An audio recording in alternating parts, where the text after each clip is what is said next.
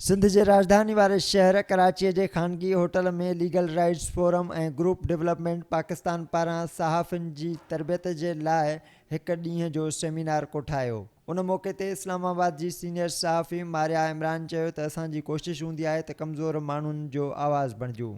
हुन जो चवणु हो त ॿारनि जी रिपोर्टिंग खे कीअं बहितर करे सघिजे थो। जर्नलिस्ट हमारी पूरी कोशिश होती है कि हम कमज़ोर लोगों की आवाज़ बने, लेकिन उस सारे प्रोसेस में हम बाज़ दफ़ा कुछ गलतियाँ ऐसी कर जाते हैं कि जिसकी वजह से जो नुकसान है वो पूरी ज़िंदगी का नुकसान हो जाता है। बच्चों के ऊपर जो रिपोर्टिंग है उसे किस तरह बेहतर किया जा सकता है, उनकी बेहतर आवाज़ कैसे बनाया जा सकता है। ग्रुप डेवलपमेंट पाकिस्तान जी साइमा कदीर ऐं ॿियनि जो चवणु हो त असांजो कमु पाकिस्तान में जेतिरा बि ॿारनि जा कानून आहिनि उन्हनि ते अमल कराइणु आहे ऐं पाकिस्तान में ॿारनि जूं नव कोर्टूं ठारायूं आहिनि। पाकिस्तान में जितने भी कानून बच्चों के तहफ़्फ़ुज़ के लिए बनाए जा रहे हैं उनकी इन्फोर्समेंट की जा सके, और इसी ज़िम्न में हमने पूरे पाकिस्तान में ख़ास तौर पे 9 चाइल्ड कोर्ट्स बनाए हैं ताकि बच्चों को इंसाफ की फराहमी बहुत तेज़ी से और मौसर अंदाज में की जा सके। हमारी रियासत की ज़िम्मेदारियाँ हैं जिनको पूरा करना बहुत ज़रूरी है, और उन ज़िम्मेदारियों को बावर करवाना मीडिया का और सिविल सोसाइटी का काम है कि वो बाहन मुश्तरका तौर पर जो है वो उनको उनकी ज़िम्मेदारियों से आगाह करते रहें।